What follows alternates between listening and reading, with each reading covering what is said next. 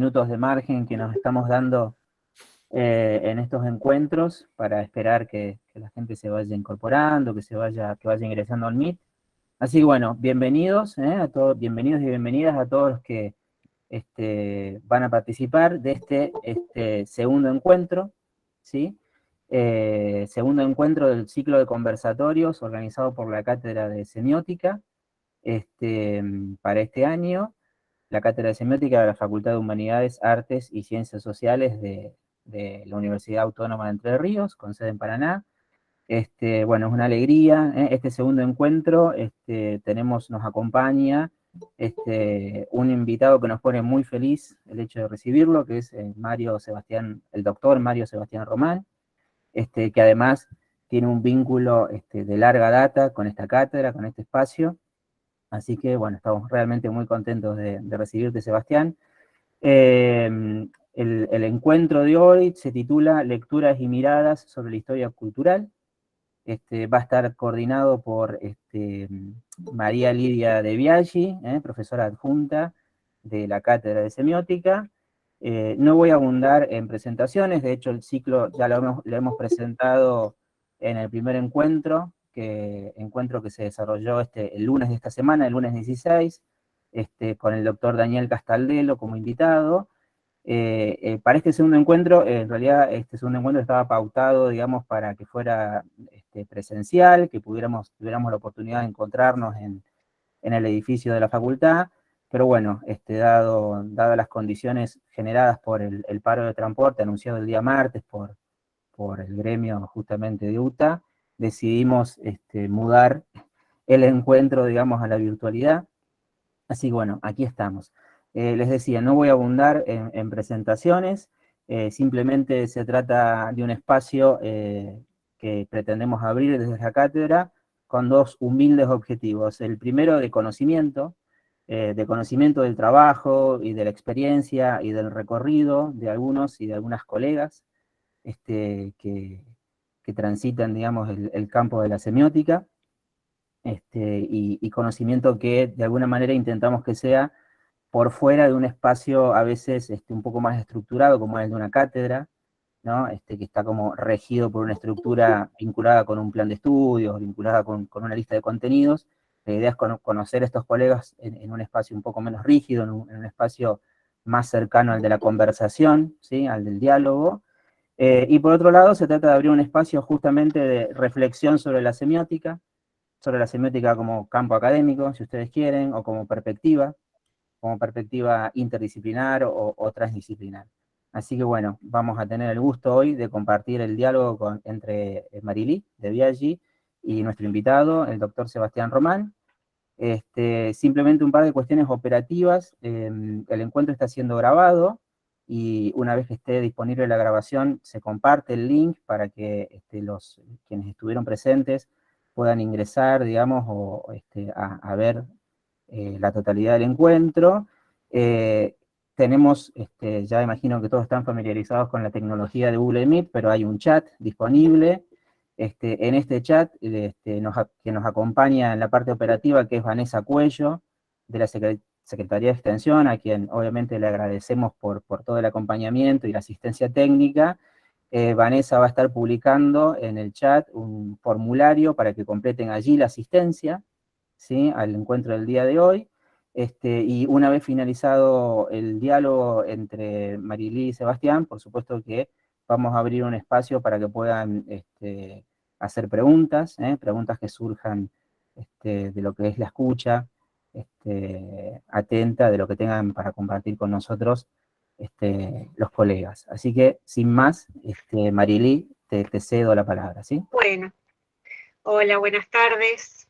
Es un gusto poder compartir este espacio con los colegas, con los estudiantes y en especial con Seba, con quien nos une un recorrido de más de 25 años de transitar juntos la universidad, las aulas, la investigación. Así que encontrarnos en este espacio que es un poco diferente, la verdad que es un gusto. Como dijo Lucas, a este ciclo que fue denominado de interés académico por la facultad, lo hemos denominado la semiótica en cuestión, investigación y transdisciplinariedad. Y justamente una de las características que describe y que vemos muy acentuado en la persona con la que vamos a dialogar hoy es la investigación, ¿no? Porque uno de los aspectos fuertes del lugar profesional de Sebastián ha tenido que ver con la investigación, y de eso un poco vamos a ir hablando a lo largo de la tarde. Me presento, como Lucas dijo, mi nombre es María Lidia de Biaggi, formo parte del equipo de semiótica de la Facultad de Humanidades de UADER, y en esta tarde vamos a estar conversando bajo el título Lecturas y miradas acerca de la historia cultural, es decir, nuestro acercamiento a la semiótica, a la mirada semiótica y a la transdisciplinaridad va a estar vinculada estrechamente a la historia cultural. Y vamos a conversar en esta tarde con el doctor Mario Sebastián Román, quien voy a hacer un recorrido muy rápido por su formación y por su trabajo, porque seguramente la mayoría de ustedes ya ha tenido oportunidad de leer algunos de estos datos en la información que ha circulado, y además otros pueden estar conociendo a Sebas de otros lugares. Es doctor en Comunicación Social por la Facultad de Ciencia Política y Relaciones Internacionales de la Universidad Nacional de Rosario. Su título de grado es de licenciado en Comunicación Social con orientación educativa, cultural y científica por la Facultad de Ciencias de la Educación de la Universidad Nacional de Entre Ríos. Sebastián es profesor adjunto ordinario de la Cátedra de Análisis del Discurso en la Facultad de Ciencias de la Educación, profesor adjunto ordinario en uso de licencia de la Cátedra de Semiótica de UADER, y es miembro del comité académico y científico y docente de diversas carreras de posgrados, maestrías y doctorados. Creó, de hecho, y dirigió la maestría en comunicación con sede en la Facultad de Ciencias de la Educación de la UNED. Es investigador categoría 2 en el programa de incentivos del Ministerio de Educación, Ciencia y Tecnología de la Nación. Ha participado y ha realizado instancias de investigación en instituciones académicas universitarias en España, Alemania y Francia, donde también ha participado dictando diferentes conferencias.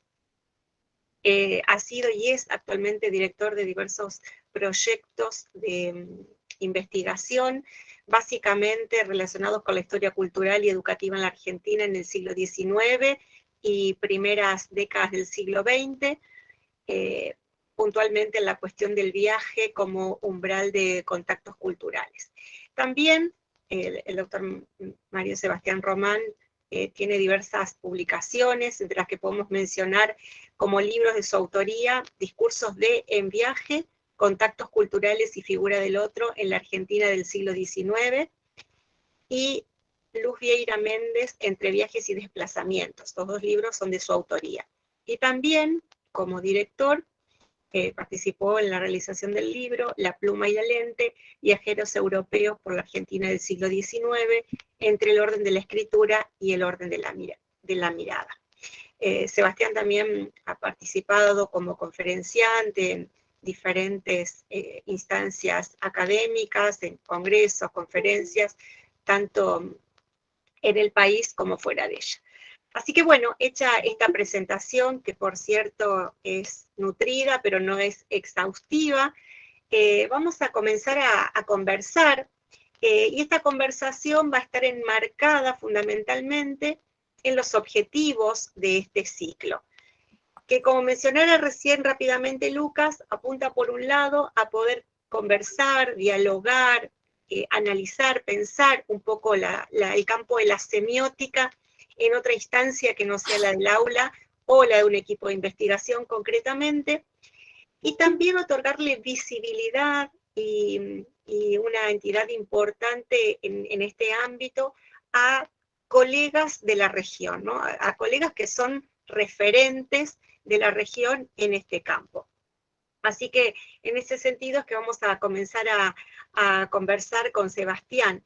Y Y pensando un poco en lo que caracterizaba al conversatorio que tuvo lugar el lunes y al que va a tener lugar ahora, podemos decir que hay un aspecto central, tanto en el doctor Castaldelo como en Sebastián, y es que la formación y el trabajo de cada uno de los participantes de este conversatorio ha estado fundamentalmente concentrado en la docencia y en la investigación, ¿no?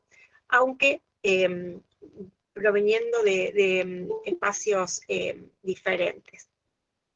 En el caso de Sebastián, como mencionara yo en la lectura del currículum, el área de formación, básicamente, el núcleo duro de donde Sebastián se forma, es la comunicación social, ¿no?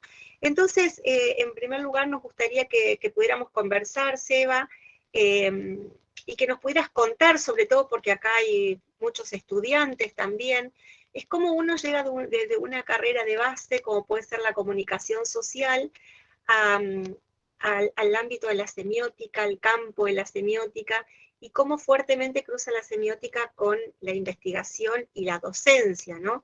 Esto es, cómo uno hace un recorrido, qué decisiones va tomando, y cómo esas decisiones lo van llevando a este lugar en el que vos estás hoy en día, en el que estás centrado fuertemente en el campo de la semiótica, en el campo de los estudios culturales, en la historia cultural, desde la comunicación social.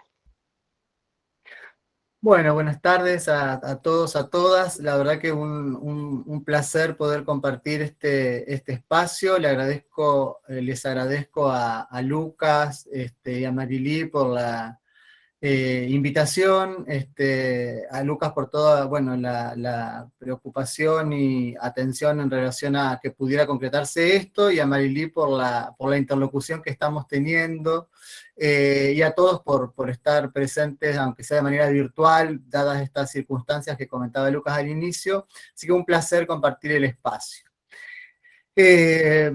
Bueno, un poco pensaba en estos días, ¿no? A partir de esta invitación y de esta conversación que iba imaginando cómo tendría lugar, me llevó justamente a revisar un poco esto que en esta primera intervención de Marilí, ¿no? Hace lugar, ¿no? Cómo uno, o en este caso, cómo había llegado al campo de los estudios semióticos, de los estudios del discurso, semióticos y del discurso, podríamos decir.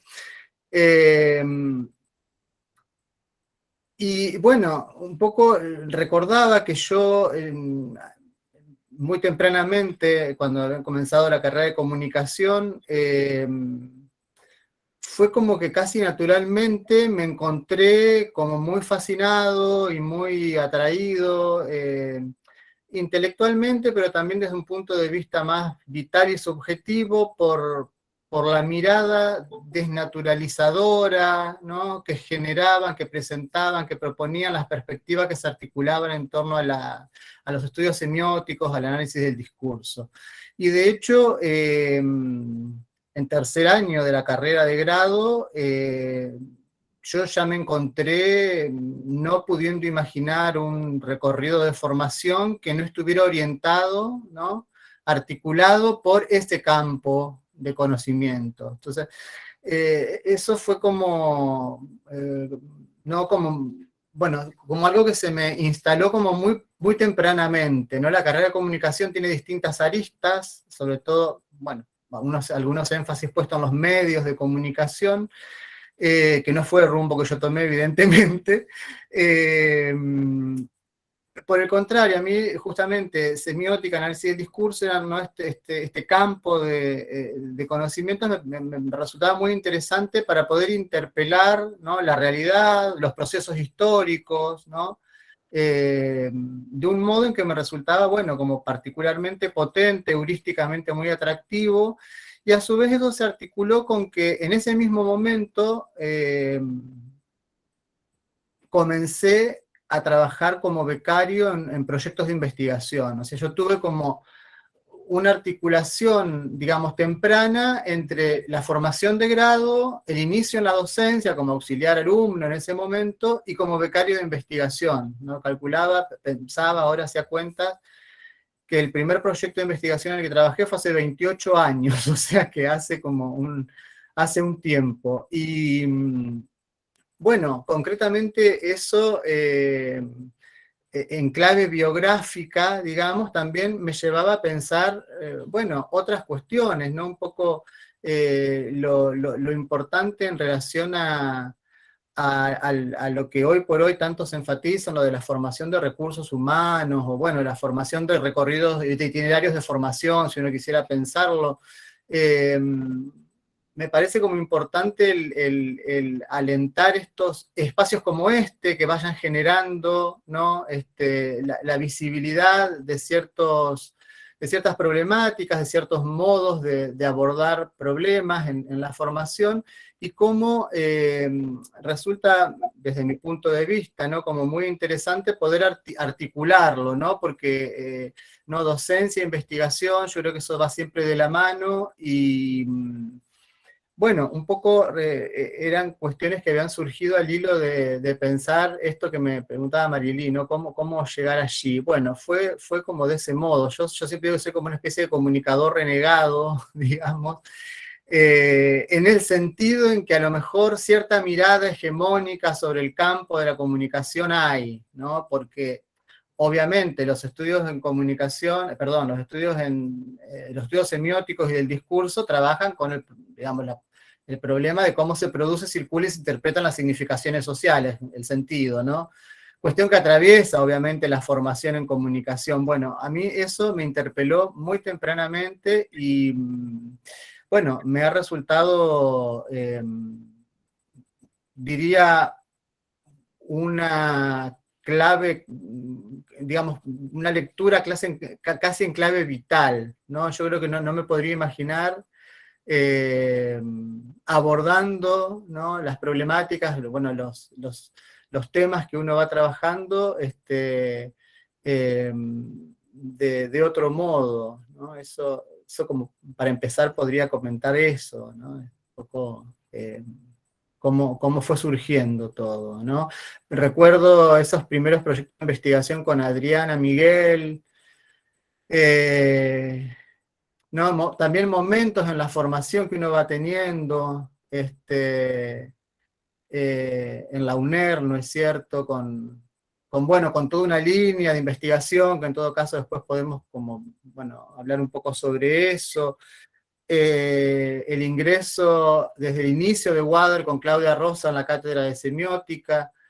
Y otra cuestión que para mí también fue muy importante, que fue encontrar el espacio del doctorado en comunicación en Rosario, que tiene una fuerte impronta en estudios semióticos, en sociosemiótica, ¿no? Al hilo de personas a las que yo realmente tengo mucho aprecio, así como Adriana y Claudia que he mencionado, que son Susana Frutos y Eliseo Verón, con quienes trabajé, bueno, hasta el fallecimiento de Eliseo en Rosario, y sigo en contacto con Susana, y que me mostraron, ¿no? Justamente,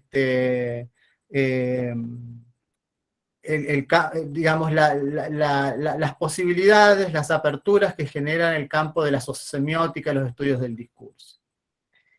A partir de lo que vos estás comentando, podemos destacar un rol importante de la institución académica, ¿no? Entonces, en esta decisión de por dónde más o menos ir, y me parece re interesante que pueda marcarse eso, considerando que tenemos estudiantes dentro del público de este conversatorio, y lo interesante que puede ser poder atraerlos a ellos también a un espacio de investigación y de búsqueda, y por ahí corrernos un poquito de los lugares que tradicionalmente se identifican vinculados a una formación profesional, ¿no? Sí, yo creo que los espacios, por ejemplo, que la institución ofrece para ayudantías de estudiantes, ¿no? La figura del ayudante alumno, para los adscriptos del graduado, las becas de investigación que hay en el sistema universitario, ¿no? Para estudiantes, me parece que son espacios que hay que poner en valor, que hay que potenciar, que hay que difundir y que hay que alentar digamos, a los y las estudiantes a que a que se vayan incorporando, bueno, según sus intereses, sus áreas de interés, por supuesto, pero eso me parece fundamental, ¿no? Poner en valor esto que decís, Marilí, de cómo las universidades públicas, sobre todo, bueno, generan estas instancias en donde uno puede efectivamente ver estos espacios de inicios, de recorridos, de trayectorias, de formación, ¿no? Vos mencionaste hace un instante que justamente cuando te acercaste a los estudios semióticos te permitían lo hiciste porque de alguna manera te permitían interpelar desde otro lugar la realidad y los procesos históricos. Y justamente la denominación que le pusimos juntos, consensuadamente, a esta conversación de esta tarde, lecturas y miradas acerca de la historia cultural. ¿Quisieras explayarte un poquito respecto de qué se entiende o qué podemos entender por lecturas y miradas de la historia cultural? Y a la luz de esto también, luego vamos a mencionar un poquito los libros que produciste, que generaste, y que justamente tienen ese acento puesto en la mirada cultural, en la historia escrita, y bueno, poder conversar un poquito acerca de eso, digamos, de cómo fuiste yendo por ese lado de la historia cultural y cómo además fuiste pensando los temas para los proyectos de investigación, porque en un principio vos te sumaste a proyectos que ya venían dados, ¿no? Este inicio tuyo hace 28 años atrás en esos primeros proyectos, pero luego vos fuiste generando tus propios equipos y fuiste generando tus propios proyectos de investigación. ¿Cómo iban surgiendo también esos temas para los proyectos de investigación? Bueno, ahí hay otra cuestión que tiene que ver con que yo también siempre tuve como una cierta fascinación por la historia, ¿no? A mí siempre me atrajo, siempre me resultó muy interesante, y de hecho, bueno, yo en los primeros proyectos de investigación en los que participé eran proyectos sobre historia de la educación, ¿no?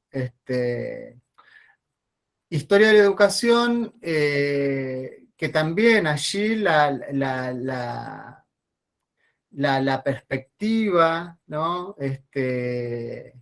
Tenía que ver con analizar ciertos procesos históricos, culturales, sociohistóricos, culturales, educativos, ¿no? Desde o a través de una mirada que ofrecían, ¿sí? Justamente los estudios semióticos y del discurso, ¿no? Que esto a mí me resultó como, bueno, muy interesante, o sea, pensar en realidad como una historia del discurso educativo en Argentina, ¿no? Apelando a una mirada histórica, ¿no? Pero bueno, viendo cómo se conformó, ¿no? Históricamente, ¿no? El discurso pedagógico moderno en Argentina, el discurso del normalismo.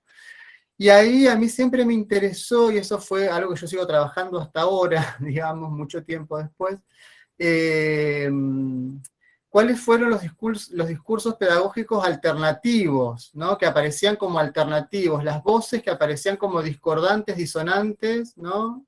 A lo que se configuraba como un discurso hegemónico en términos educativos, ¿no?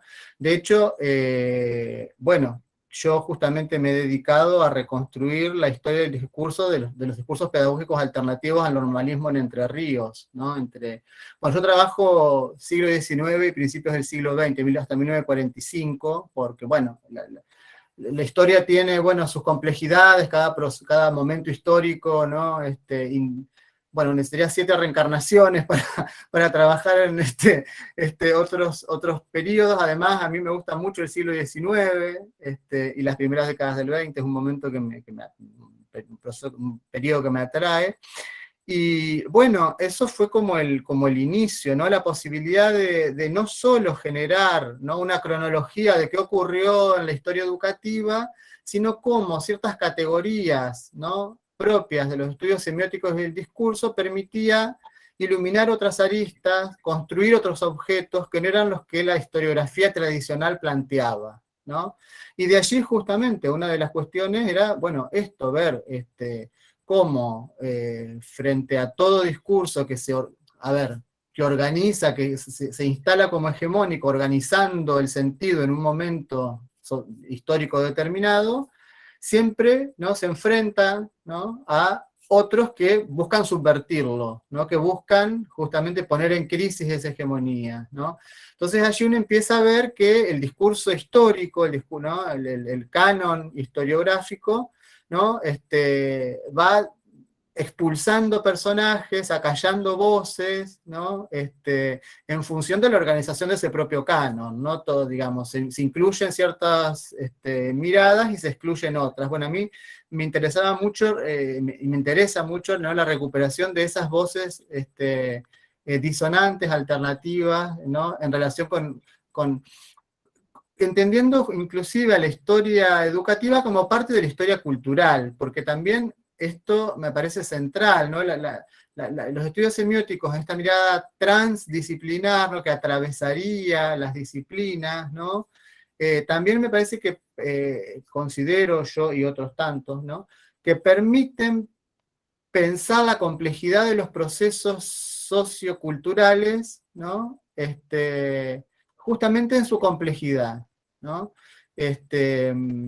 Interpelándolos de otro modo, no digo que sea mejor o peor, o digamos acá yo en ese punto no creo que haya que plantear en esos términos, pero me parece que los estudios semióticos del discurso instalan un orden de visibilidad, una posibilidad de mirada, de análisis, ¿sí?, que a mí me resulta particularmente significativa, digamos, ¿no? Eso en relación como a estos inicios, digamos. Y después, bueno, todo, digamos, ese recorrido por el período, ¿no?, me llevó a interesarme, ¿no?, concretamente por una cuestión. Yo veía justamente que, sobre todo en el siglo XIX, y bueno, yo soy paranaense, ¿no? Paraná fue la capital de la Confederación Argentina, como todos saben, y bueno, viendo un poco ese periodo, empecé a ver que nuevamente, más allá de que uno tiene, porque justamente digamos, uno dice, bueno, ¿no?, hay una idea de que la construcción del discurso, ¿no?, de la nación moderna argentina está muy ligada a la generación del 80, empecé a ver nuevamente que había otras voces, otros sujetos que habían participado, ¿no?, de la construcción, de la narración de la nación, ¿no?, de la narrativa de la nación, previamente, ¿no?, con Paraná como escenario de la capital de la Confederación, y estos sujetos eran viajeros europeos, que habían circulado, algunos permanecido, ¿no?, intervenido de distinta manera aquí, y eso, bueno, me generó en primera instancia mucha intriga, que es lo que da inicio en general a cualquier proceso de investigación, ¿no?, muchas preguntas, mucha interrogación, y bueno, y luego ya quedé, digamos, no sé, ¿cuánto hace, Marielí, que estamos con esto? Bueno, desde el año 2004, si mal no recuerdo, digamos, casi 20 años, ¿no? 20 También. años. Sí, casi 20.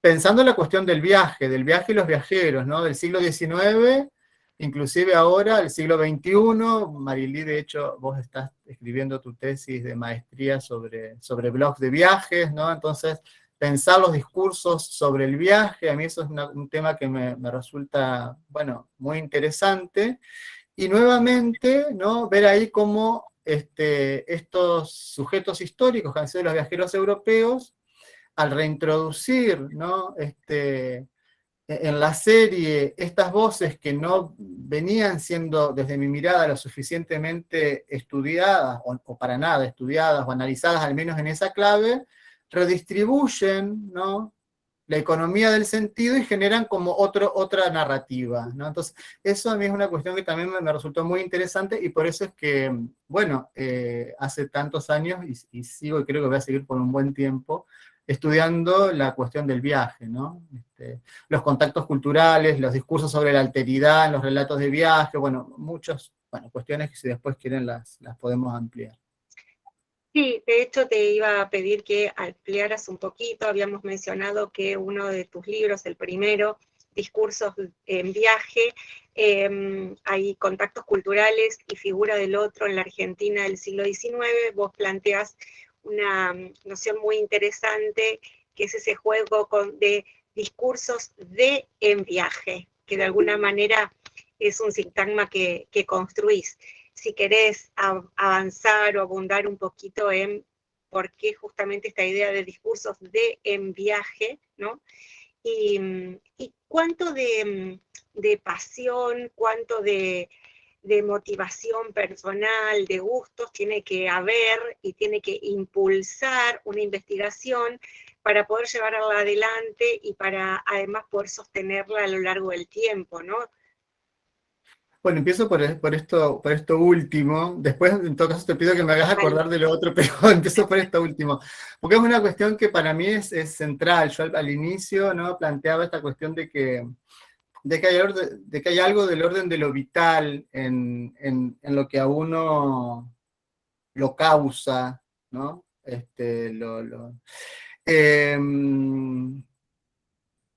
Y bueno, una de esas cuestiones tiene que ver concretamente con una cuestión con mi abuela, digamos, ¿no? Mi abuela Celia, la madre de mi madre, era maestra normal, ¿no? Había nacido en 1906, ¿no? Ella la tuvo mi madre muy mayor, digo, un personaje. Y porque digo, no es casual tampoco, ¿no?, que digo, el interés por la historia, ¿no? Tenía también los relatos de mi abuela Celia de la Histórica Escuela Normal de Paraná, donde ella se formó justamente. Entonces ahí había algo, ¿no?, del orden de lo afectivo, si se quiere, articulado con el interés intelectual, ¿no? Y que se articuló bueno, cuando yo comienzo a trabajar con Adriana en estos proyectos de historia educativa, bueno, fue como, bueno, algo que realmente se articuló de manera, no sé si azarosa, qué sé yo, a lo mejor, sí, qué sé yo, habría que, no sé, pero bueno, lo que quiero decir, digamos, me parece que tiene que haber, sin duda, no solo interés y apetencias intelectuales, sino algo del orden de lo pasional, ¿no?, del orden de las pasiones allí con el conocimiento, si no es muy difícil de sostener. Y eso, nuevamente, personajes que yo luego recuerdo de mis conversaciones con mi abuela, eran algunos de estos viajeros, digamos, que ella me traía cuenta a partir de no sé qué cosa. Yo, bueno, compartí muchos años bueno, toda mi infancia con mi abuela. Yo vivía con mi madre y mi abuela, y sin dudas ahí había algo, ¿no? Y luego, bueno, yo creo que evidentemente el deseo, y que también incluso para la docencia, porque yo creo que uno, más allá del conocimiento que uno pueda intentar transmitir, me parece que siempre es interesante poner en escena del mejor modo, lo digo, ¿no?, mostrar eso que a uno le causa deseo de conocer, ¿no? Ese vínculo con el saber, que me parece que es de lo poco que uno puede transmitir en realidad, porque los conocimientos, los contenidos, bueno, sí, no digo que no, y por supuesto uno enseña contenidos, pero me parece que tanto para la investigación como para la docencia hay algo de ese orden que a mí al menos lo que, bueno, la experiencia también me ha llevado a ver que es lo mejor que uno puede transmitir, ¿no? Porque después se va tomando distintas formas en el otro, qué sé yo me entusiasmé con la historia de educación, con los viajeros, con no sé qué, con, bueno, lo que fuera, los estudios semióticos, ¿no?, las teorías del discurso, etcétera, pero bueno, ahí me parece que eso, bueno, en otros puede articularse de otro modo, y me parece que los que estamos al menos formando en la universidad pública es algo que uno, o yo al menos lo pienso un poco de ese modo. Entonces creo que sí, que efectivamente tiene que haber algo que sostenga esa posibilidad de bueno, de mantener una disciplina, ¿no? Un abordaje sistemático, bueno, todo lo que implica los que hacemos investigación ya lo sabemos, que no siempre es fácil en las condiciones en las que uno está, que me parece fundamental. Digamos. Que hay que sostenerlo en el tiempo, además, ¿no? Y en la soledad, porque si bien uno tiene momentos de interactuar con el resto del equipo o realiza entrevistas, el trabajo es un poco solitario también, ¿no? Sí, bueno, el trabajo en los archivos, yo he hecho mucho archivo en mi vida, el trabajo de archivo es un trabajo solitario, más allá del acompañamiento que uno puede tener del personal de los archivos, que yo siempre agradezco mucho, pero es un trabajo en donde en realidad es solitario o uno dialoga con las fuentes, ¿no? Con eso que la compañía son esas voces que están ahí, en eso que uno va haciendo hablar a partir de lo que uno va preguntando, ¿no? Pero sí, es un trabajo que implica hay que sostenerlo, sí, sí, sí. Bueno, y la otra parte de la pregunta tenía que ver con ese sintagma que vos construís en tu primer libro, que tiene que ver con los discursos de en viaje, digamos, ¿no? Discursos de, entre paréntesis, en viaje, y bueno, quería que te explayaras un poquito en relación a eso.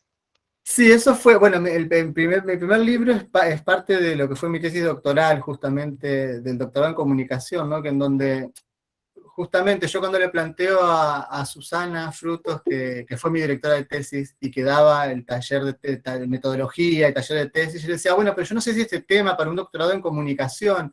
Y yo recuerdo que Susana me dice, sí, ¿por qué no? Si lo que estás planteando, primero que estás trabajando libros de viaje, ¿no? Los libros, el primer medio moderno de comunicación, como dice Raymond Williams, fueron los libros. A su vez, bueno, después yo seguí avanzando en esa idea, ¿no? De cómo estos discursos de viajeros ponían en comunicación, eran como, digamos, artefactos culturales que ponían en vínculo, ¿no? Europa con América, ¿no? Todo lo que tiene que ver con los estudios transatlánticos, la comunicación transatlántica, etc. Y ahí, bueno, empecé como a problematizar esta idea del viaje, ¿no? ¿Qué es el viaje? Bueno, y toda la discusión en torno al viaje y a los discursos, si es narrativa de viaje, relatos de viaje, bueno. Y bueno, y ahí Verón digamos, dije, bueno, yo acá, digamos, lo voy a solucionar así, voy a tratar sobre ni relatos ni narrativa, o sí, o depende, porque había aquello de epistolarios, descripciones, geográficas, bueno, qué sé yo. Entonces, digamos, opté por trabajar con primero eran discursos en viaje, ¿no? Con la idea de jugar entre los discursos. Y empecé, digo, bueno, pues son los discursos de los viajeros, pero son los discursos no del viaje, los discursos que se escriben mientras se viaja, ¿no? Entonces también me llevó como a plantearlo como casi como una especie de indecidible derridiano, ¿no? Esto sí sería discurso de en viaje, marcando como esa ambigüedad que me parece que a mí al menos, y bueno, a los equipos que venimos trabajando, ha potenciado mucho las posibilidades, ¿no? Eso, concretamente, la idea fue pensar justamente en más allá de las tipologías que uno podría pensar en términos de géneros discursivos, si es narrativa, si es descripción, si es, bueno, qué sé yo qué cosa, ¿no? Plantear siempre la relación de estos discursos con sus condiciones de producción, ¿no? Pensando que como condición de producción tienen la experiencia del viaje, ¿no? Esto, digamos, como... Entonces, bueno, fue como parte del proceso de producción, digamos, teórica para poder avanzar bueno, con ciertas líneas de investigación y demás. Retomando un poquito tus inicios en la investigación y a partir de algunas cuestiones que mencionaste recién, podríamos decir que las líneas de investigación, por un lado, en las que uno empieza a participar, ¿no? Por un lado nos vienen dadas en un principio, pero por otro lado también uno con el tiempo y con el recorrido y con lo que uno va transitando, uno por un lado elige formar parte de determinados proyectos que ya están armados y que de alguna manera lo que plantean lo interpela a uno, pero por otro lado también uno con el tiempo va haciendo sus propias elecciones y va, en eso que viene dado, va como generando sus propios proyectos. Sí, sin duda, uno se va apropiando, va recreando eso, lo va traicionando también, hay que decirlo, ¿no? Como dice, ¿no? Como dice Riquet, ¿no? Eh, sí, sin duda, y me parece que eso es parte de los procesos de producción de conocimiento, ¿no? Y también como, digamos, parte del reconocimiento de que no hay problema de investigación que se inicie con uno, sino que ¿no? Nos vamos a poner semióticos acá, Pirciano, ¿no? Digamos, ¿no? Siempre hay eslabones anteriores que anteceden, ¿no? Voces que nos vienen hablando, ¿no? En donde uno, bueno, escucha algunas cosas, deja de lado otras, y eso va generando, ¿no? Nuevas producciones, sí, sin duda. Eso me parece que efectivamente es así y que creo que es el único modo en que se puede pensar la producción de conocimiento, ¿no? Siempre a partir de, de producciones anteriores, ¿no? Que uno puede retomar, recrear, revisar, discutir, desechar, pero digo, me parece que es parte del funcionamiento de todo campo, para no sonar pretencioso, que se proponga, ¿no? Algún aporte, ¿no? En algún aspecto, aunque sea del modo más humilde, a la producción de conocimiento. Y recuperando esta último que decís vos, que de alguna manera los trabajos de investigación, las indagaciones que uno va haciendo, de alguna manera significan un aporte, y viendo un poquito tu recorrido y tu trayectoria, habría como algunas figuras locales que vos lograste de alguna manera visibilizar desde de otro lugar, ¿no? Y justamente esto tiene que ver con los estudios semióticos y del análisis del discurso. Y estoy pensando fundamentalmente en Luz Vieira Méndez, a partir del libro, ¿no? Y también de Celia Ortiz de Montoya, en tu tesis de grado, si no estoy diciendo mal. Y bueno, quería que mencionaras un poquito esto, digamos, cómo fue trabajar con estas docentes y qué significó para vos esto también. Bueno, bueno, ahí habría como varias cuestiones, ¿no? Por un lado, retomaría yo cuando comienzo a trabajar en los discursos alternativos, los discursos pedagógicos alternativos al normalismo en Entre Ríos, ¿no? Bueno, me propongo armar la serie, ¿no? ¿Cuáles serían en el periodo 1870, que es el momento en que, ¿no? 1869 en realidad es el decreto fundacional de la Escuela Normal, que toma el 70, hasta el 45, porque ya, digamos, la formación discursiva del peronismo implica otras características que yo no he estudiado. Bueno, ¿cuáles serían esos discursos pedagógicos alternativos que disputaban, que buscaban subvertir los puntos nodales que organizaban la hegemonía de la cultura pedagógica del normalismo? Y ahí empiezo a ver algunos personajes, ¿no? Y yo focalicé en tres. Uno que es digamos, el menos conocido, que fue Francisco Podestá, que fue un autodidacta, ni siquiera era normalista, era de Villaguay, un personaje como Luz Vieira Méndez y como Celia Ortiz de Montoya, muy resistidos por el campo pedagógico local, digamos, de distintos modos, algunos expulsados, de hecho. Bueno, cronológicamente la otra, y digo, me parece que la más relevante en cuanto a peso y a intervención en el campo educativo, en la reconfiguración del campo educativo no solo regional, sino también nacional, fue Celia Ortiz de Montoya y Luz Beira Méndez, que era la discípula directa de Celia Ortiz de Montoya. Y a mí eso me resultó muy interesante, más allá de, por un lado, porque eran figuras, Celia Ortiz de Montoya, Podestá y Montoya estaban absolutamente olvidados, estoy hablando de la década del 90, digamos, ¿no? O sea, digo, para poner en perspectiva, personajes absolutamente olvidados y excluidos del canon historiográfico educativo nacional, porque ambas tuvieron proyecciones nacionales muy fuertes e internacionales muy fuertes. Y Podestá, que fue como una especie de descubrimiento en el archivo, así esas cosas con las que uno se encuentra y que, bueno, qué sé yo, ¿no? Y a mí eso me resultó muy interesante porque lo que permitían no sería exactamente reescribir la historia de la educación, pero sí lo que decía hace un rato, ¿no? Como reintroducir alteraciones en la serie generando otros efectos de sentido, ¿no? Esto es, inclusive para entender al normalismo como discurso pedagógico hegemónico, ¿no? No se lo puede entender si no se entienden cuáles eran, ¿no?, estos otros discursos que disputaban esa hegemonía, ¿no? Entonces, eso en primera instancia me parece que, bueno, fue un gran aporte. Esto se enganchó con un proyecto más amplio que era el de APEAL, que, bueno, reconstruía esto a nivel de Argentina y de América Latina, bueno, eh, pero bueno, eso, pero bueno, para el caso entrerriano me parece que fue fundamental, ¿no?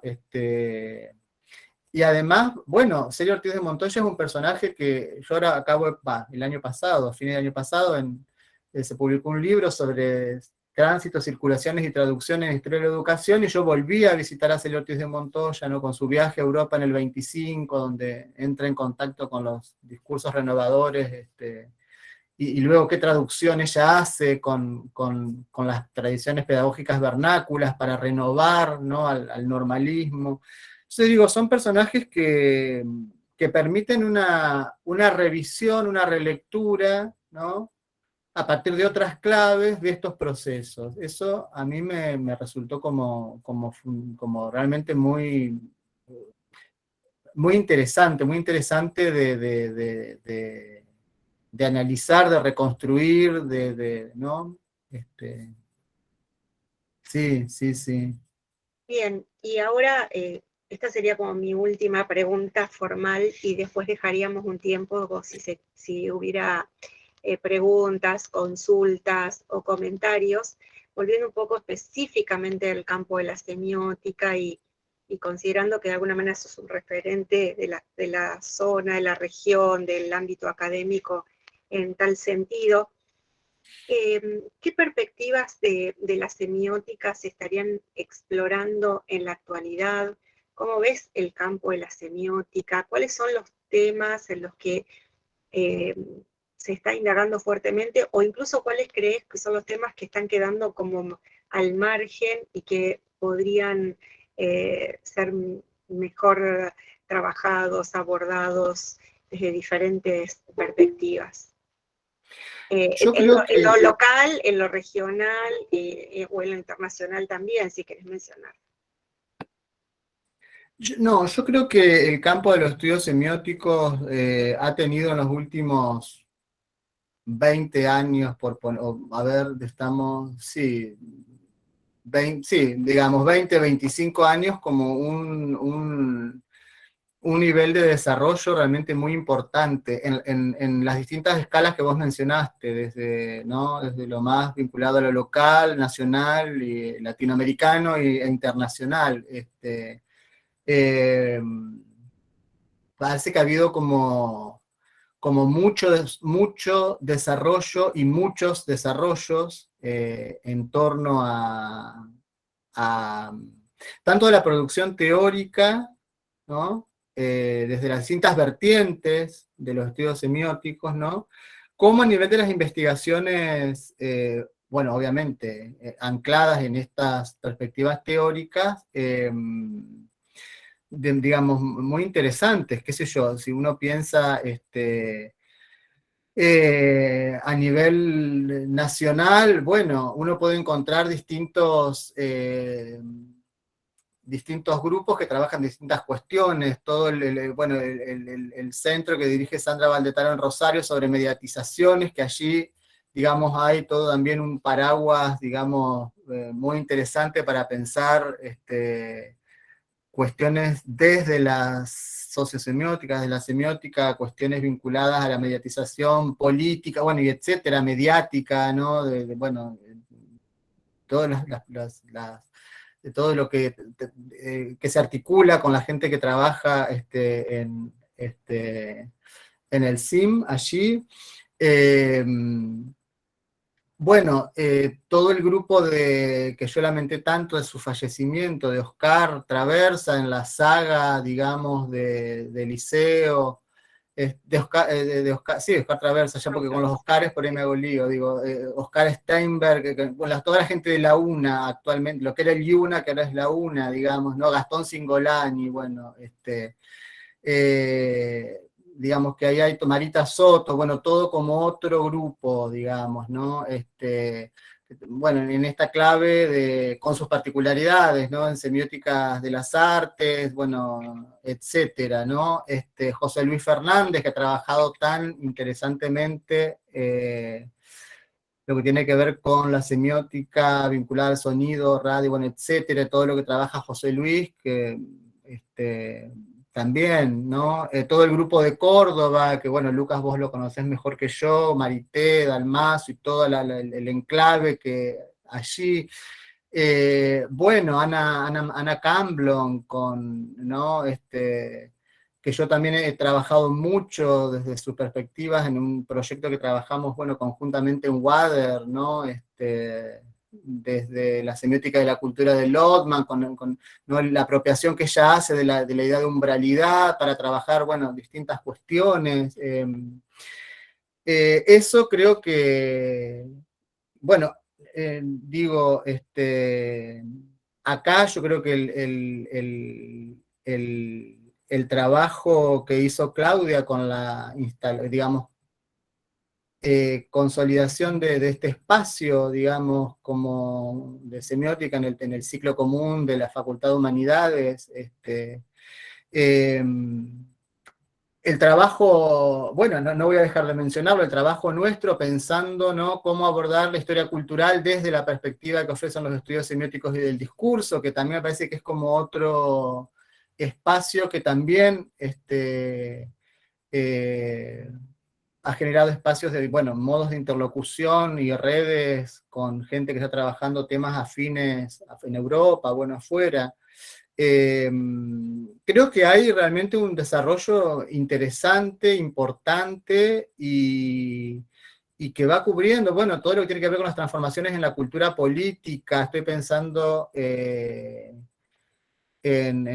Lucrecia, bueno, ¿no? Lucrecia Escudero bueno, ¿no? La institucionalización también, ¿no? Tanto la Asociación Argentina de Semiótica, digamos, como la latinoamericana, la revista de Signis, que, ¿no? Quiero decir, a nivel como, eso también se da cuenta, digo, desde lo institucional, a nivel de desarrollo que hay, y si con mirar el catálogo de Signis, uno puede ver realmente la amplitud y la variedad de temas, ¿no?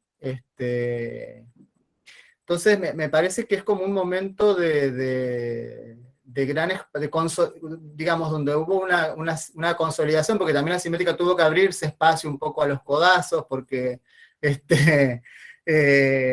hace, digo, ¿no? Hace 20 años no era tan, ¿no? Había bueno, ¿qué venís vos a hablar de esto? ¿Desde dónde? ¿Desde qué? ¿Qué es esto? De que el discurso y que qué sé yo, bueno, lo que sobre todo cuando uno trabaja en esta mirada más multi-transdisciplinar, digamos. Entonces, en ese punto creo que es un momento muy interesante, muy estimulante, y bueno, me parece que hay ciertos desafíos, vos me decías, no sé si serían áreas de vacancia, pero hay desafíos y sé que hay gente que está trabajando en todo lo que tiene que ver, me consta, digamos, con, bueno, las transformaciones que han instalado el desarrollo de las redes sociales, ¿no? Sobre todo en lo que Eliseo llamaba la semiótica de tercera generación, ¿no? Los problemas del reconocimiento, qué ocurre con el reconocimiento, bueno, que es uno de los grandes problemas digamos, que uno podría arrastrarlos de antes, pero en este momento con la cuestión de las redes sociales, bueno, eso me parece que es todo lo que es la minería de datos, el clustering y todo esto, y me parece que la semiótica ha generado un corpus de conocimiento lo suficientemente sólido para poder dar cuenta, o al menos abordar estas problemáticas, ¿no? En ese sentido yo soy como optimista, digamos, ¿no? Me parece que es como un campo consolidado y con producción sólida y con grupos que están trabajando muy productivamente, ¿no? Bueno, mientras alguien piensa una pregunta para hacer o algún comentario, cuando hablaste de signis me acordé del prudente saber. Y bueno, y no mencionamos nada al respecto, así que te voy a dar la oportunidad para que nos comentes un poquito tu relación con la revista, con la escritura, cuál es el rol que le atribuís a tener este tipo de publicaciones, cuál es tu rol concretamente, y justamente el lugar de la escritura en los estudios semióticos y del discurso. Bueno, yo soy un fundador, fuimos 4 en su momento del Prudente, y actualmente soy el director editorial. Es una publicación que surgió en el año 99, o sea que estamos cumpliendo 23 años ahora, que surgió al hilo de cuestiones que hablábamos hace un rato, como un espacio para que ofreciera la posibilidad a los investigadores jóvenes de publicar sus producciones, porque también era un momento en donde el campo de las publicaciones científicas generaba ciertas restricciones para eso. Actualmente es una publicación para investigadores consolidados, está indexada y demás, digamos, porque también, bueno, ha ido al hilo no solo de quienes en ese momento éramos jóvenes, que ya no lo somos tanto, digamos, sino que también, bueno, el campo científico ha cambiado mucho, todo lo que en ese momento las políticas de ingreso o de becas de CONICET era muy restrictivo, bueno, etcétera, y ahora, bueno, se generan otras condiciones, digo, ya hace muchos años que hemos virado, digamos, pero eso también me parece importante, porque era justamente en sus inicios, la idea era justamente que las nuevas generaciones de investigadores e investigadoras tuvieran un espacio para publicar, ¿no? Para poner en circulación, para difundir sus producciones, ¿no? Y actualmente, bueno, contribuye justamente desde tiene sede en la Facultad de Ciencias de la Educación, la revista, ¿no? De la UNER. Bueno, es una revista que, bueno, obviamente promueve la exogamia, recibimos contribuciones de investigadores e investigadoras del resto de Argentina, México, España, bueno, de distintos lugares, Venezuela, bueno, en general. Y me parece que también es un espacio importante. Invito a todos, a todas que nos estén escuchando es una revista referada, obviamente, pero bueno, a contribuir a esa, tiene una aspiración polifónica, ¿no? De multiplicidad de voces, es multidisciplinar en el campo de las humanidades y ciencias sociales. Y bueno, aliento a que también, bueno, quienes quieran y deseen puedan participar de esa apuesta textual que fue, que nos costó mucho de instalar en su momento el prudente saber. Bueno, gracias, Eva. Bueno, abrimos entonces, ahí Marina está compartiendo el link de la revista, así que si alguien quiere, ahí está la información. Gracias, Marina. No sé si alguien tiene alguna pregunta, algún comentario, si la exposición y la conversación con Sebastián le generó algo para decir. Este es el momento.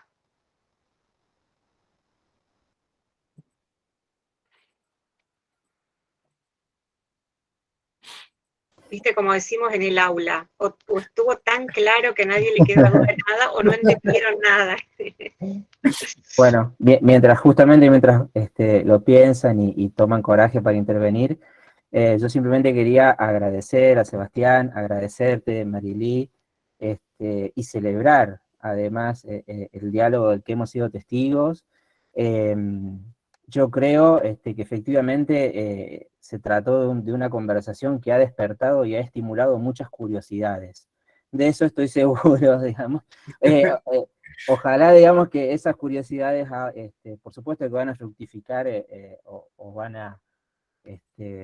a generar, digamos, acciones al respecto, pero bueno, siempre es lindo también escuchar las preguntas y ver qué sucede con la gente a la que también agradecemos, obviamente, que hayan estado presentes en esta especie de ágora acerca de la mirada semiótica.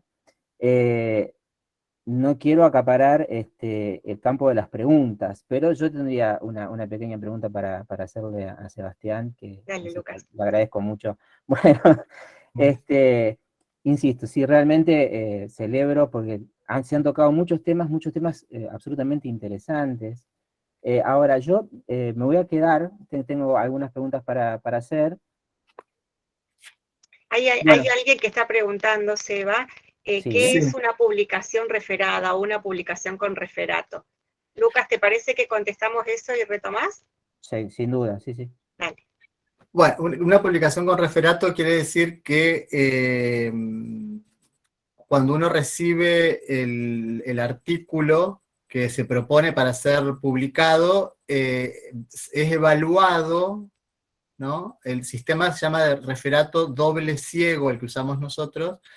¿Por qué doble ciego? Porque es evaluado por dos especialistas en el tema, vinculado a la publicación que se presenta, digamos que se propone para publicarse, y ciego porque ni los evaluadores saben el nombre del autor o autora, ni el autor o autora sabe quiénes son los evaluadores para garantizar, ¿no?, que no haya cuestiones allí que, bueno, contaminen, digamos, la evaluación, ¿no? Que las publicaciones sean con referato, ¿no? Tiene que ver con, bueno, garantizar, bueno, las reglas ¿no? De vigilancia epistemológica del campo científico académico, ¿no? Y de indexación, porque son revistas que están indexadas. Que están indexadas quiere decir que pertenecen o que cumplen con estándares de calidad internacionales. Uh-huh. Uno de ellos es que sea evaluado, los artículos Y tengan esa un sistema de evaluación puede referato. indicar que el artículo está listo para ser publicado o que necesita algún tipo de revisión por parte del autor, ¿no? Al que se le Exacto. devuelve el artículo y se le sugieren ciertas revisiones. Uh-huh. Ahí veo que agradece Gonzalo. No, bueno, completo básicamente la pregunta, que tiene que ver con algo que decías al principio, querido Sebastián, que es, vos hacías referencia en un momento cuando empezabas, hiciste referencia a a una mirada hegemónica acerca de la comunicación. Esa referencia me pareció muy interesante, sobre todo teniendo en cuenta cierta vocación de este conversatorio de ver, bueno, qué tiene para decir la semiótica respecto de algunas cuestiones vinculadas con la actualidad o con ciertas cuestiones que interesan hoy en la sociedad. Vos hacías referencia justamente como un área de interés los discursos que circulan en redes sociales, la necesidad de pensar qué está sucediendo allí y demás. Y mi pregunta es si te animarías a describir de qué se trata esta mirada hegemónica sobre la comunicación, ¿no? O sea, ¿cómo podríamos definirla en pocas palabras, obviamente, ¿no? Pero ¿cuáles te parece que son esos rasgos básicos de esta mirada hegemónica? Y en todo caso, ¿qué tendría que hacer la semiótica al respecto? ¿O qué podría ser una mirada semiótica al respecto, ¿no? Sí, un poco planteaba esta cuestión de, digamos, creo que también con el tiempo, digamos, ha habido transformaciones en relación a esto. Un poco cuando yo ingresé a la universidad en el año 89, o sea, hace muchos años. Pero es una cuestión que yo creo, algunos no estarán de acuerdo, pero yo estaría, sería partidario de al menos, todavía intuir de que hay una cierta mirada en donde a ver, ¿cómo decirlo? Porque no quiero ganarme. Bueno, concretamente, donde se asimila mucho comunicación a medios de comunicación, a medios masivos de comunicación, ¿no? Concretamente, ¿no? ¿No? O comunicación a periodismo, ¿no? No digo que todo el mundo, digo, sé que es variado, que el campo de los estudios en comunicación también es muy heterogéneo, que hay distintas perspectivas, pero bueno, aludía a eso en algún momento, bueno, cuestión que me llevó inclusive a mí cuando te decía, tampoco hace tanto, hace 15 años, no recuerdo ya, cuando ingresé yo al doctorado, bueno, esto puede ser un tema para un doctorado en comunicación, porque venía como con esta impronta en donde en general, ¿no? Había una cuestión como equivalencial, comunicación, medios de comunicación, periodismo, digamos, ¿no? Proviniendo de una carrera, debo decir, en donde, de formación de grado, ¿no?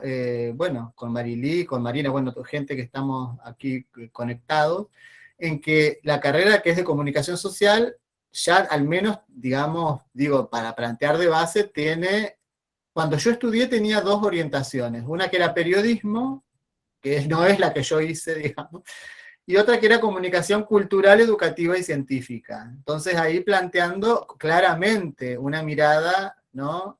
Interdisciplinar de la comunicación con justamente actualmente hay menciones que son periodismo, comunicación y procesos culturales y comunicación educación. Digo, esto da cuenta de los digamos. Pero, digamos, no obstante, hay un cierto sentido común en donde, en general, aparte uno tiene que explicar, sobre todo, ¿no? Bueno, ¿qué estudias comunicación? Periodismo. Bueno, no es esa, sí, también, pero no, bueno, que yo recuerdo esas cosas de cuando era estudiante, que era todo un tema. Me refería concretamente a eso, digamos, ¿no? Cuestiones que ha tenido sus matices y demás. Y me parece que justamente, en relación a la segunda parte de la pregunta, la mirada semiótica lo que permite también es desnaturalizar, ¿no? Esas articulaciones, cadenas equivalenciales que se van armando, en donde, la comunicación es un fenómeno que es, ¿no? Un fenómeno sociohistórico, cultural mucho más amplio, ¿no? Y está bien, uno podría decir, ¿no? En las sociedades contemporáneas, ¿no? Gran parte de la producción de sentido circula en los medios, circula en las redes, sin duda son lugares, uno podría decir, privilegiados de condensación de la producción de sentido, ¿no? Pero no son los únicos, ¿no? Entonces, bueno, un poco a eso. Aquí hay otra intervención, Seba, gracias por esta respuesta. Dice Irene, buenas tardes. Mi pregunta es, ¿por qué le surgió a Sebastián el interés por la otredad leída desde los estudios semióticos y si es un campo para continuar revisando? Bueno, sí, es un campo para continuar revisando, sin duda, eso. Inclusive, yo lo trabajo en clave histórica, ¿no? ¿Qué ocurría con esos discursos sobre el otro en los discursos de los viajeros? Pero uno podría pensarlo en las sociedades contemporáneas claramente, ¿no? En donde todo el tiempo, bueno, en las sociedades que se han dado en llamar multiculturales, bueno, ¿qué ocurre con, bueno, ¿no? Digamos, con estos sujetos que aparecen como diferentes a nosotros, ¿no? Y esto es algo, bueno, que Todorov ha planteado muy, muy claramente desde su clásico libro sobre la conquista de América, El problema del otro es el subtítulo del libro justamente, ¿no? Digo, desde lo que trabaja allí de manera tan, bueno, Nosotros y los otros, en donde trabaja viajeros del siglo XVIII y XIX, Todorov justamente. Y yo me lo planteaba porque justamente en los discursos de, digamos, esta mirada eurocéntrica con la cual venían estos viajeros europeos en el siglo XIX, uno de los tópicos, uno de los temas, ¿no? Uno de los componentes temáticos del discurso de estos viajeros era lo que yo he llamado las figuras del otro, ¿no? Esos sujetos con los que se encontraban aquí, ¿no? Que aparecían como diferentes, ¿no? Al europeo, que genera un hombre blanco, europeo, protestante, en general, digamos, ¿no? Bueno, entonces se encontraba con la alteridad, con estos, bueno, qué sé yo, desde los pueblos, lo que hoy llamamos pueblos originarios, que en el discurso de estos viajeros aparecen como indígenas, aborígenes, bueno, llamados de distintos modos, pero también las mujeres, ¿no? Aparecía ¿no? Como la figura del otro femenina, ¿no? La figura del otro, de otros europeos que no eran, por ejemplo, franceses o ingleses, que son, bueno, ¿no? Entonces ahí uno empieza a ver todos esos matices y es un gran tópico, ¿no? Uno de los tópicos es el paisaje, y esto, bueno, en la literatura se ve muy claramente, ¿no?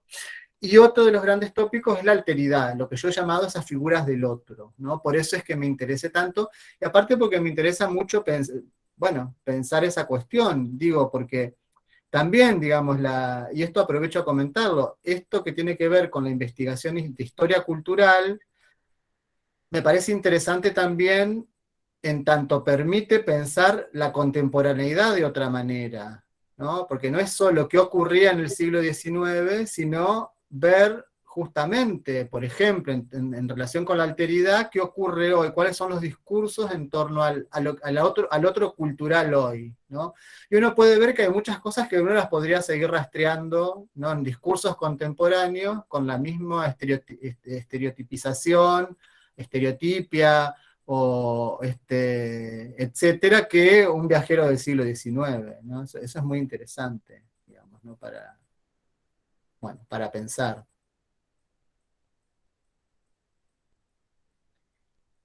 Bueno, gracias, Eva. No sé si hay alguna otra consulta, comentario. Sí, ¿qué tal? ¿Se escucha bien? Sí, se escucha perfecto. Bueno, muchas gracias por primero crear el espacio de diálogo. Yo no soy estudiante de grado, pero estoy como infiltrado acá. Y, y me resulta súper interesante la conversación porque justamente tiene que ver con información que por ahí no se consigue en actas ni en publicaciones científicas, sino que es información que viene de agentes del campo, digamos. Eh, yo justamente me dedico a estudiar concretamente historia de la semiótica y me parece tal cual lo que decís vos, Sebastián, y también Lucas, esta simetría que hay entre la hegemonía teórica instalada, para mí se puede decir sin miedo ya, entre los estudios de comunicación y los lugares en los que se produce, los lugares físicos, las universidades, porque además un movimiento que a mí me interesa mucho tiene que ver con la forma en la que las universidades del interior del país, puede ser, las mencionaste vos, Sebastián, la UNAM, UNL, WADER también, eh, se instrumentalizaron una forma de producir conocimiento desde la semiótica que se distanciaba de esa hegemonía teórica. Y una pregunta que les quería hacer era, bueno, ¿se sabe cómo se investiga? Digamos, lo comentaste en tu conversación y me quedó muy claro porque era algo que yo no conocía. Y la pregunta es, bueno, ¿cómo se enseña semiótica en una universidad como WADER, digamos? Yo sé, lo único que sé, porque no soy de WADER, es que semiótica es una materia anual que comprende muchas carreras, no sé cuáles, y no sé cómo ese diálogo se establece con todas las marcas que venimos viendo, digamos. Esa sería como una pregunta que me gustaría conocer. Bueno, es una gran pregunta, es una gran pregunta. Yo actualmente hace un par de años, yo estoy con licencia en semiótica de WADER, pero coordiné la cátedra muchos años, tuve 20 años de hecho allí, y la materia es cuatrimestral, y en todo caso, Lucas, después si vos querés comentar, digamos, pero abre un poco la Marilí, bueno, quienes estén allí. Y es común a 40, no sé cuántas ya son, creo que son 40 y pico de carreras, porque yo ya perdí la cuenta, digamos, porque la Facultad de Humanidades, Artes y Ciencias Sociales nuclea carreras de Humanidades, Artes y Ciencias. 36, no, Sí, 36. creo que se habían ampliado porque se crearon otras tecnicaturas, no sé, creo que eran como 42 lo último que yo recuerdo, digamos. Entonces, eso, primer año además. Entonces, eso, bueno, obviamente que implica un gran desafío en términos epistémicos, en términos pedagógicos y en términos de política académica, digamos, como digamos, todos los frentes, ¿no? Porque, bueno, digamos,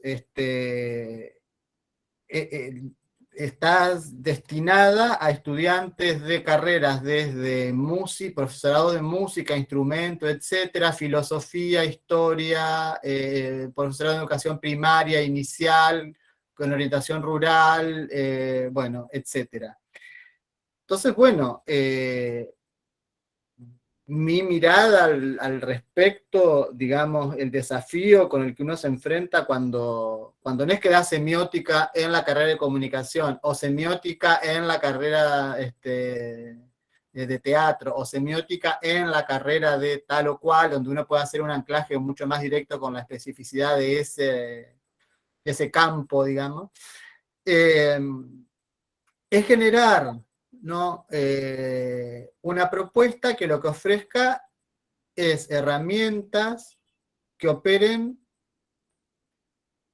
proveyendo de claves de lectura a los y las estudiantes sobre el propio campo de formación, digamos, ¿no?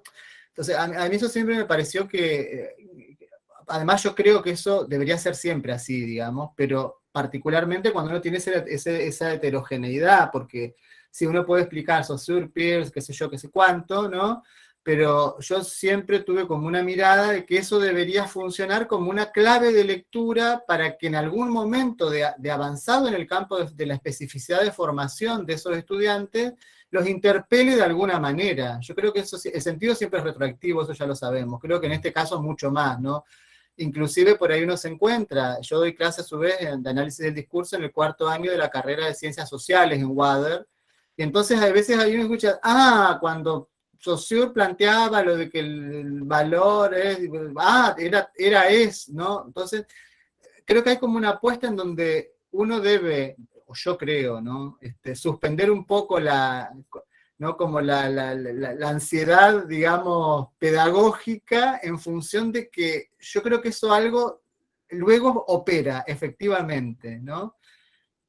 No sé, bueno, fue mi experiencia, puede haber otras, no digo que no. En este caso, donde digo, tenés, no sé, 40 carreras coexistiendo en un ciclo introductorio.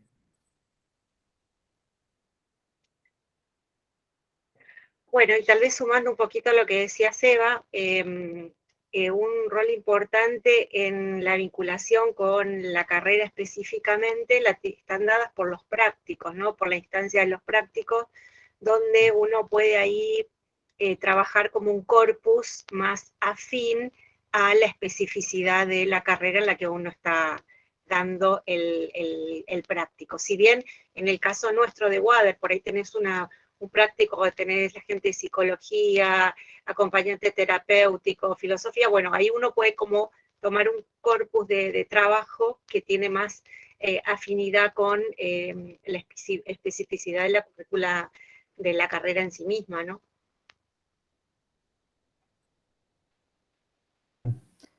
Sí, sí, claramente yo suscribo lo que dicen los colegas, tanto Sebastián como Marilí, y lo que pensaba mientras hacías la pregunta, Eric, es que también un poco, cuando charlábamos a fin del año pasado, justamente con Marilí, la posibilidad de hacer realidad este ciclo de conversatorios, en cierto sentido el perfil con el que está pensado este ciclo tal vez obedece a esa posición entre disciplinas o atravesando disciplinas, ¿no? Porque el espacio que ocupa la cátedra en la facultad claramente tiene ese sentido, digamos, ¿no? Claramente ocupa ese lugar que atraviesa distintas disciplinas y en cierto sentido el ciclo, o la manera en cómo pensamos el ciclo, me parece que es el fruto de esa situación, ¿no? La situación en la que está puesta la cátedra. Marily, hay una pregunta en el chat de Aisha Mair. No sé si ella querrá preguntarlo, Sí. abrir el micrófono o la leemos nosotros. Bueno, dice Seba, te leo, dice, al escuchar alteridad, otredad, me hace acordar a mi paso por la cátedra de antropología. ¿Se puede decir que estos estudios semióticos se anclan con la antropología o son dos ramas de estudios o puntos de vista diferentes? No, sí, sin duda. Hay a ver, la cuestión de la alteridad es una de las grandes preguntas de la antropología, ¿no? Eso sin dudas. También es cierto que yo trabajo en otra cátedra, por otras cuestiones con antropólogos, entonces, digamos, también es cierto que la antropología tiene, digamos, como un cierto modo, una cierta especificidad en el modo de pensar la cuestión, pero que no la veo reñida, porque justamente, de hecho, Todorov, si mal no recuerdo, en La Conquista de América, bueno, no recuerdo ahora, bueno, pero es Todorov seguro, porque es una de las citas que yo en general uso cuando trabajo esta cuestión, que plantea siempre la cuestión del otro es una cuestión semiótica, ¿no? Cómo uno, ¿no? Lee al otro, ¿no? Cómo uno interpreta y se vincula a partir de eso con el otro, ¿no? ¿Qué es lo que uno ve en el otro? ¿Qué es lo que uno interpreta del otro? Y en ese punto me parece que justamente esta vocación inter, multi, transdisciplinar de la semiótica, bueno, es lo que le da la potencia para poder, entre otras cosas, analizar esta cuestión de la alteridad de un modo tan fértil, tan potente, en diálogo con, en este caso, por ejemplo, con miradas que podríamos tomar de la antropología, sí, sin duda.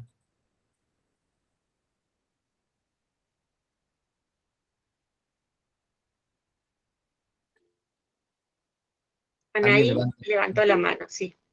Si quieres abrir el micrófono, Anaí, te escuchamos. Hola, buenas tardes y bueno, muchas gracias por el espacio porque es sumamente enriquecedor. Mi pregunta era, no sé, no sé si me estaré yendo del tema, pero ¿cómo debe plantarse, digamos, el investigador de la historia cultural, digamos, eh, al analizar esa historia cultural a raíz de la velocidad con que los elementos semióticos se van resignificando y transformando, y muchas veces uno no puede analizar al ritmo que se generan socialmente los cambios, más ahora con toda esa globalización y con todo el tema de que todo vuela prácticamente.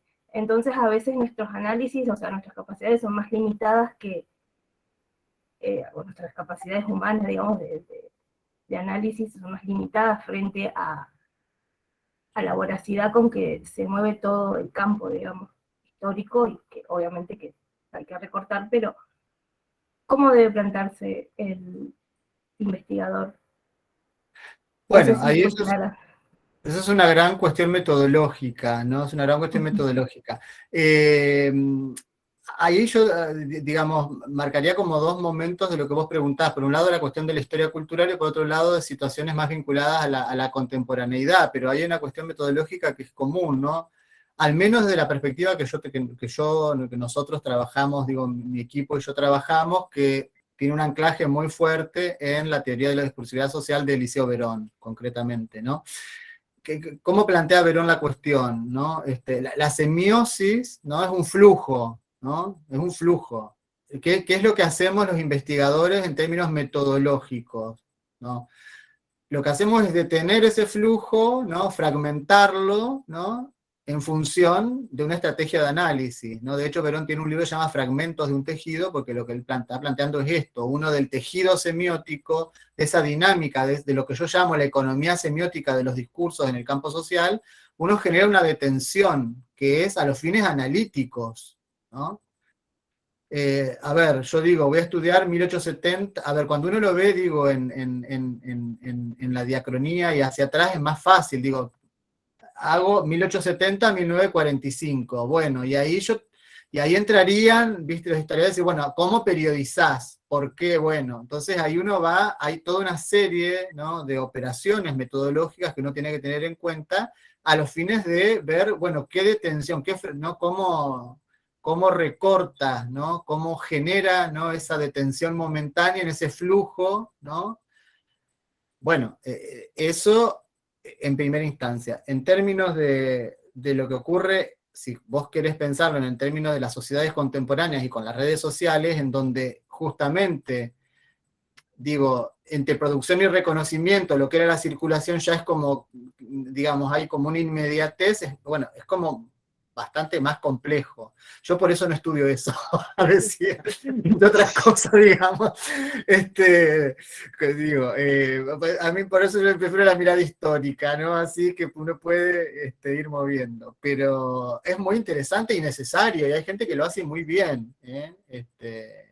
Pero bueno, esto tiene que ver con, al menos desde esta perspectiva, con una serie de operaciones, desde toda perspectiva, pero de la perspectiva que yo manejo, trabajo y que yo a la que adhiero, digamos, tiene que ver con esto, que es una operación en donde uno, bueno, en función de ciertos criterios, genera estas detenciones, ¿no?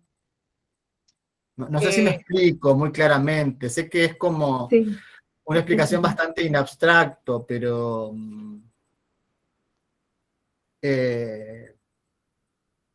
porque, a ver, acá también con la historia cultural ocurre esto, nuestra mirada siempre desde el presente, o sea, cuando uno dice reconstruir, o al menos uno no pretende reconstruir lo que efectivamente pasó, porque es imposible, ¿no? Lo que uno puede reconstruir es ciertos procesos de producción de sentido en donde uno vincula ciertos discursos en relación con ciertas condiciones de producción, y ahí, bueno, uno va generando lecturas al hilo de eso. La operación metodológica es esa, digamos, ¿no? O de reconocimiento, depende qué tipo de, si te parás en producción o en reconocimiento, bueno, eso es como otra historia, pero es complejo, digamos, tiene una complejidad, pero esa complejidad me parece que también es lo que hace, ¿no?, lo que da cuenta de la potencia de los resultados, digamos, ¿no? De la potencia heurística, la potencia interpretativa. Bien, gracias. tiene otra mano levantada, Nicolás Benítez. ¿Querés abrir el micrófono, Nico? Sí, ¿se escucha bien? Sí, perfecto. Bueno, buenas tardes, gracias por la charla. Quería preguntar algo, no quiero irme tanto de tema, pero me costó un poco pensar cómo formularlo. Tiene que ver con, quiero aprovechar el recorrido en el ambiente de la investigación y de la docencia, y me da la sensación de que por ahí la idea que hay sobre el ambiente de la investigación es un poco como mencionabas un ratito, de soledad o medio de frivolidad, ¿no? Esto de la idea del investigador, pero al mismo tiempo, cuando hablaba profe, me daba la sensación de que cuando mencionaba a ciertos colegas, hay cierto vínculo ahí que se vuelve un poco entrañable, ¿no? Con el tiempo, y me gustaría saber si podría mencionar algo que podría contribuir a desmitificar un poco esto de la soledad del ambiente científico o del ambiente de la investigación. Sí, sí, me parece importante esto que, Nicolás, ¿verdad? Que planteas, porque si bien uno podría pensar que hay momentos en los que, un poco lo que cuando intervenía Mariví con esta cuestión, ¿no?, momentos en los que uno trabaja más en soledad, digamos, yo no perdería de vista que la producción de conocimiento es social, ¿no? Uno siempre está dialogando con otros, ¿no? Con su equipo de investigación, con su director de tesis, con sus colegas, con sus becarios, ¿no? En los congresos, cuando uno lleva avances de lo que está trabajando. Y en ese punto me parece, bueno, que eso es justamente lo que permite, ¿no?, esa polifonía, ¿no?, esa multiplicidad de miradas sobre lo que está ocurriendo ahora, ¿no?, lo que uno comenta y qué genera eso en el otro y qué devolución hay, ¿no?, en este conversatorio mismo, quiero decir. Eso me parece que es lo que permite, ¿no?, el impulso del pensamiento, ¿no?, y de la propia interrogación acerca de cómo está trabajando, cómo está produciendo, qué está produciendo, ¿no? Entonces, sin duda, creo que me parece importante, sí, poner en valor la cuestión de que el conocimiento es social, ¿no? Y que justamente una de las cuestiones que promueve, ¿no? La investigación en la universidad pública es que ese conocimiento sea comunicado no solo entre pares, ¿sí?, sino también hacia afuera de la universidad, hacia afuera, ¿no? Entonces, digo, uno no solo publica en publicaciones especializadas, sino hay veces, no sé, bueno, a mí me han entrevistado varias veces de medios de comunicación, donde uno puede ir haciendo, ¿no?, como otro tipo de intervenciones en relación a lo que está trabajando, entre otras cosas, financiado por la universidad pública, como una devolución a la comunidad, ¿no? Nosotros en otros momentos hemos trabajado con escuelas secundarias, en las semanas de la ciencia y la tecnología, por ejemplo, con estudiantes de escuelas secundarias, bueno, todo sobre los viajeros, ¿no?, que siempre es muy interesante porque hay viajeros naturalistas, geógrafos, bueno, qué sé yo. Entonces uno puede ir trabajando cosas, y digo, en ese diálogo con otros, ¿sí? Eso me parece importante también de recuperar, que son como distintos momentos o situaciones, pero sin duda me parece importante enfatizar esto, ¿no? Y también digo, aunque uno se siente, se encierre y escriba solo, eso es posible porque uno ha leído mucho, o bueno, ha leído lo que ha podido leer, ha hablado, digo, el propio texto siempre es un intertexto, digamos, ¿no? ¿no? Siempre hay otro, nunca es uno, sí, sí, sin duda. No sé, Nicolás, si se aclara un Sí, poco, o bueno, sí. sí, buenísimo. Y si es posible, tenía otra pregunta. No sé si hay otra antes. Por Me ahora parece no hay que no. nada, así que avanzamos. Mencionaba que los estudios que ha realizado eran más bien de las condiciones de producción de estos discursos en viaje. ¿Se ha hecho alguna, bueno, tal vez es difícil saberlo con todas las investigaciones que hay, pero si se ha pensado desde el reconocimiento analizar estos discursos?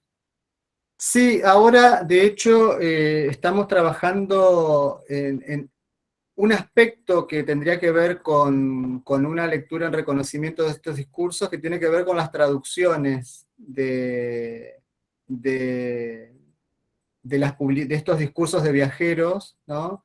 En general, estos discursos en viaje que yo llamo, eran publicados, ¿no?, como parte de esa gramática del viaje al momento de retorno, algunos mientras viajaban, pero en general al momento del retorno del viajero a su país, Francia, Inglaterra, bueno, Italia, donde fuera, y se publicaban en idioma original porque estaban pensados para públicos europeos, ¿no? De hecho, justamente funcionaban comunicacionalmente, ¿no?, como una magnífica, ¿no?, dispositivo de comunicación de lo que ocurría en América, ¿no?, en la Confederación, lo que nosotros más hemos trabajado, en ese momento. Luego, ¿qué ocurre? Esas ediciones originales de estos viajeros en alemán, en inglés, en francés, empezaban a ser traducidos en general a partir a partir del centenario de 1910, de las primeras décadas del siglo XX, acá en nuestro país,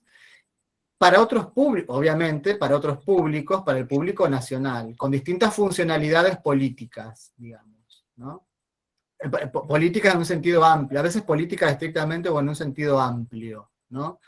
Y eso tendría que ver con un estudio en reconocimiento, porque ahí uno también ve, por ejemplo, todo lo que tiene que ver con la traducción, los prefacios del traductor, bueno, todos los paratextos, digamos, de esas traducciones que empiezan a situar esa obra en otro contexto de reconocimiento, ¿no? Entonces, en ese sentido, sí, de hecho estamos en este momento trabajando eso, que es bastante complicado, digamos, pero es muy interesante, porque uno ahí empieza a ver justamente otra dimensión de esto, ¿no? Cómo, digamos, narrativas que estaban pensadas para públicos europeos, luego empiezan a jugar un rol, ¿no?, en función de las políticas, por ejemplo, de nacionalización, ¿no?, de la década del 10, del 20, a partir del centenario acá, digamos, ¿no? Por ejemplo, te digo, ¿no? Sí, sí, sí. Bueno, no sé si hay alguna intervención más.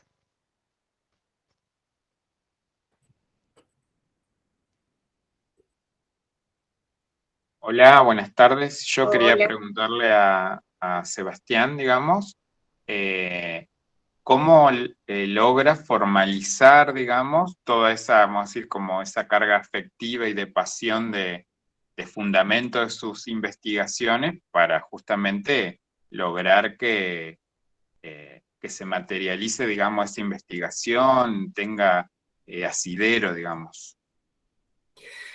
Bueno, eso es otra gran pregunta, ¿no? Bueno, la investigación en la universidad, que es el ámbito en el que yo investigo, está fuertemente regulada, ¿no? Hay mecanismos de regulación del campo científico académico, ¿no? En relación a la producción de conocimiento. Entonces yo puedo estar no súper apasionado con un tema o no, ahora la rigurosidad metodológica, etcétera, tiene que ver con las distintas instancias de evaluación y de acreditación que la universidad, la Secretaría de Ciencia y Técnica de la universidad prevé. Esto es un proyecto de investigación, digamos, es presentado, además de tener toda una serie de requisitos formales, digamos, va un evaluador, un evaluador especialista en ese tema, ese evaluador, bueno, puede aprobar el proyecto, puede observarlo, bueno, según nosotros nunca hemos sido observados por suerte.